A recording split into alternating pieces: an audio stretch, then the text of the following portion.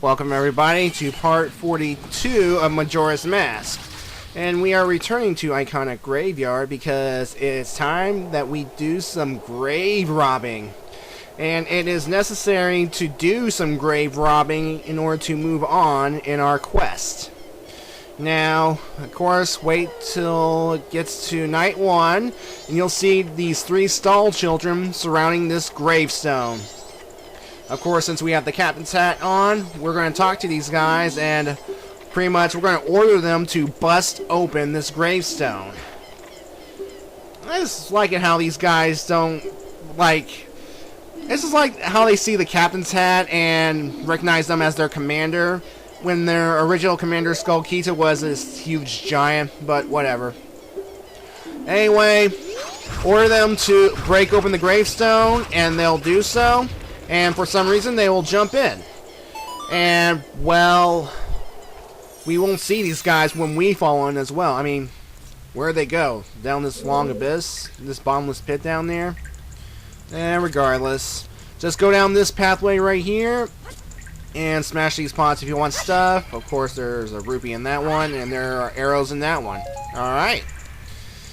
Let's go down this tunnel. And we're going to face some keys. Ugh. I hate these bad things.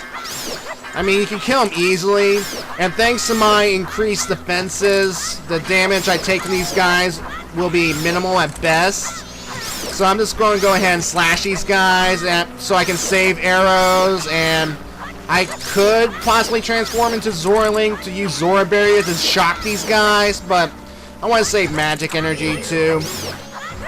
What, is it even possible to do it like that? Of course, I haven't tried it myself, nor have I seen any videos on YouTube that use this method.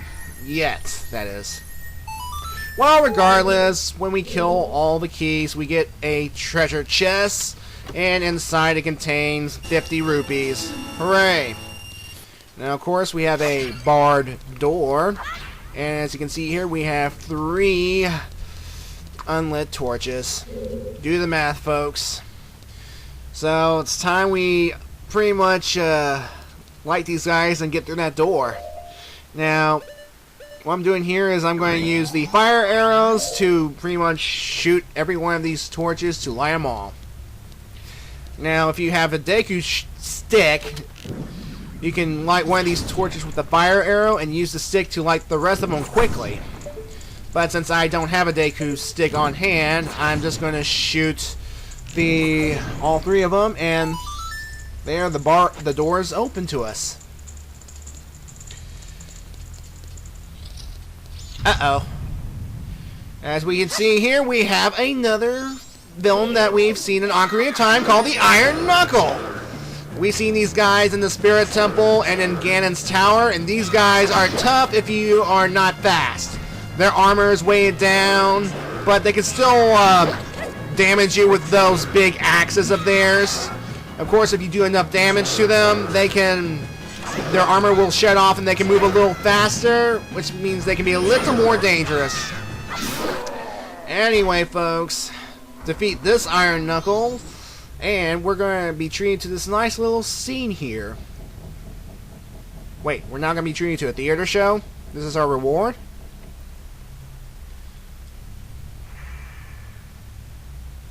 Yes, I am. Oh my god! Yes, folks, by defeating the Iron Knuckle, we have freed a ghost, or a Poe. And this is Flat. Yes, Flat. We've met his Hyrule counterpart before in Ocarina of Time, and he, like his brother Sharp, yes, Sharp is in this universe too, they are composers for a royal family. Now, in this case, they are members of the royal Ikana family, courts, or whatever. And pretty much what happened here is that Sharp sold his soul for power, and Flat is pretty much cursed. So, Flat wrote this song right here so that we can teach his brother a lesson.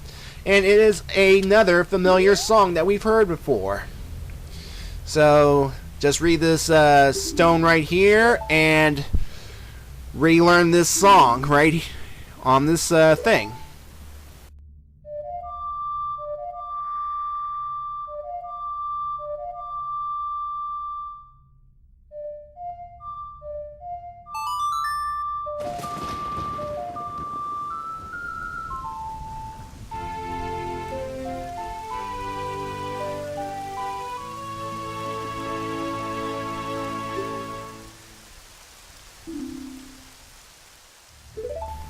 Yes, the Song of Storms is back, and at least the game acknowledges that you have heard this tune before. Now, the Song of Storms is, in Ocarina of Time, it was primarily used to drain the windmill in Kakariko Village so that we can go to the bottom of the well to get the Lens of Truth. And its only other purpose was to play it for a bunch of frogs so that we can get another heart piece. So yeah, that's pretty much it's only used in Ocarina of Time. In this game, however, the Song of Storms can be used for a number of more useful purposes.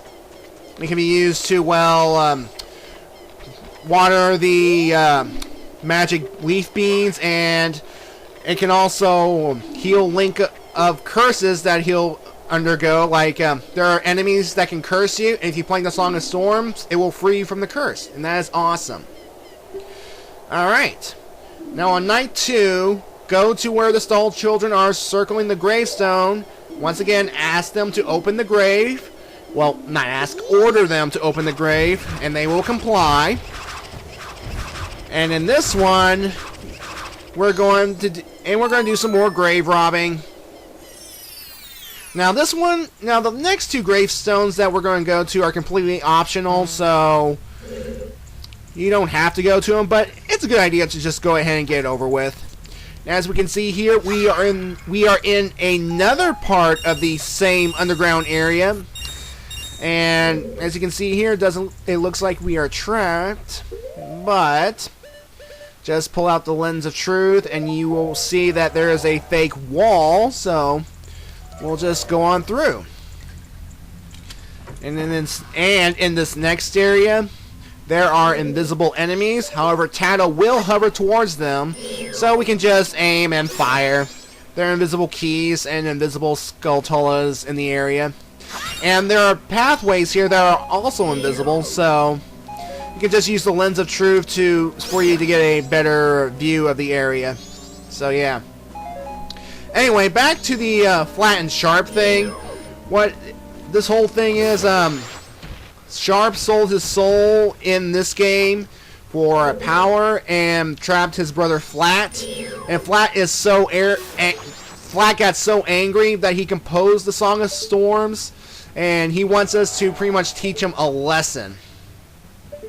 Now in Hyrule, the brothers are pretty much composers for the royal family of Hyrule, and they researched into a song that can manipulate like time, and which led to the creation of the Sun Song. And of course, Ganondorf wanted to use this research in his plan for world domination. But of course, when they refused, Ganondorf had the brothers killed. And of course, we had to go to Kakariko Graveyard to go to their grave sites and pretty much get the song so that we can use it to change day into night and night into day. And that's a most useful song. And it can also be used to pretty much stun those zombie creatures. So, but again, that was then, this is now. Alright, when you get to here, as you can see as I strike the sword, or here, that the sound of the wall is different from the others. So that means it's a fake wall, and we are going to blow it up. Now let's go through this door right here. As soon as I get prepared. Alright, let's go through. Uh-oh. And it's another Iron Knuckle. Here we go again. Now, in the past, I've used bomb chews to destroy these guys from a distance because back in Ocarina of Time, I didn't get the advanced defenses until much later in the game. And I didn't want to die from these things, but of course, in Spirit Temple at least, there are pillars that release hearts so that we can get them. So yeah. But in this game, I decided to just, screw it, I'm just going to attack you guys head on. Just use jump slices and you'll kill these guys easily.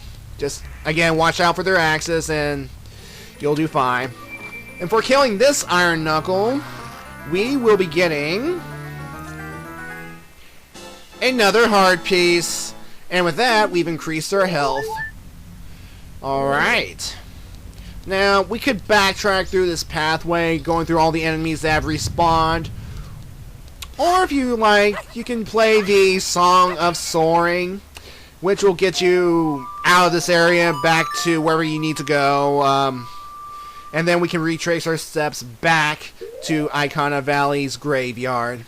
And this is what I'm doing. That's the easiest way I do it. Because I don't want to go through all that crap again.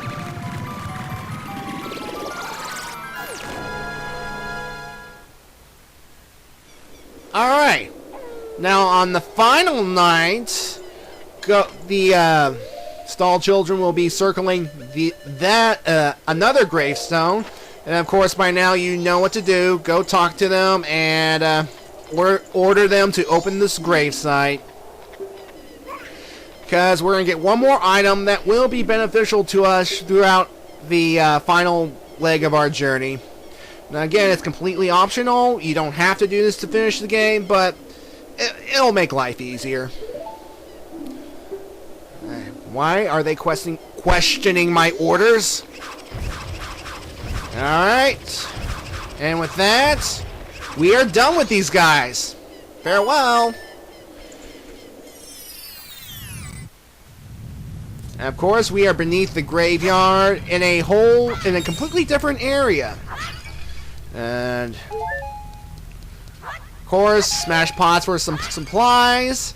And when you get into this main room, be careful of a large shadow. Just wait for it. Yeah, right here.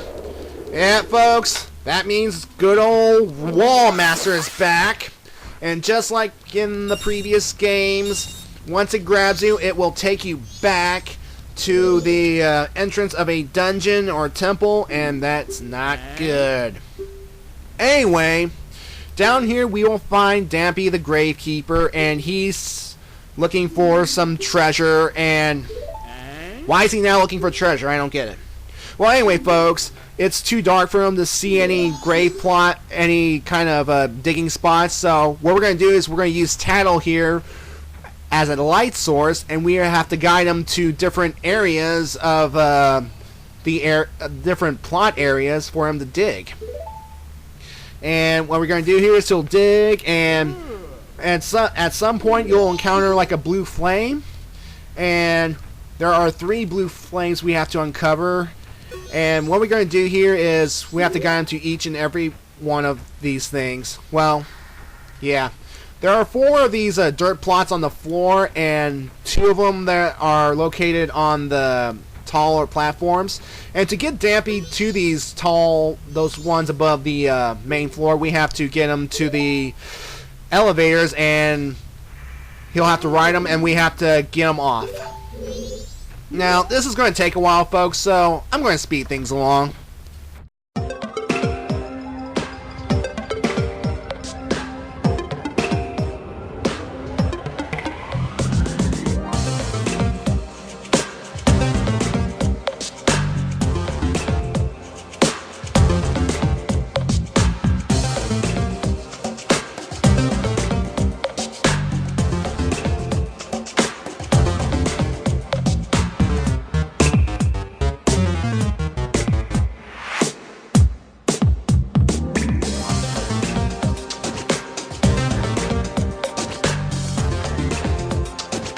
Yeah, I went through all 6 of the dirt plots, but eventually you will find the 3 blue flames. And when all 3 blue flames come together, they'll form a big Poe. I like how Dampy runs away fast at the side of this guy. I mean, why didn't he move this fast during the whole thing? Well, anyway, now we have to find a big Poe, and it's pretty easy. Its attacks consist of it spinning towards you, trying to hit you with its lantern, and it will become invisible. And while it's invisible, you cannot hurt it, and it will continue to spin towards you, even while it's invisible. So all you have to do is just, while it's visible, shoot it with arrows, and just keep your shield up, and you should defeat this guy no problem. Now, the blue flames and the dirt plots, I believe they appear randomly throughout this area.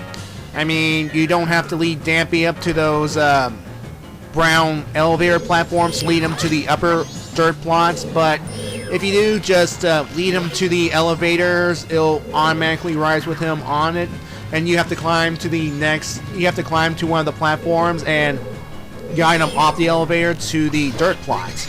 And if you pretty much lose him, or Tattle's not locked onto him, then he'll just fall off the platform, and you have to do it again if you hadn't dug up that plot already. So yeah. Anyway, the big Poe is defeated, and we get the treasure chest.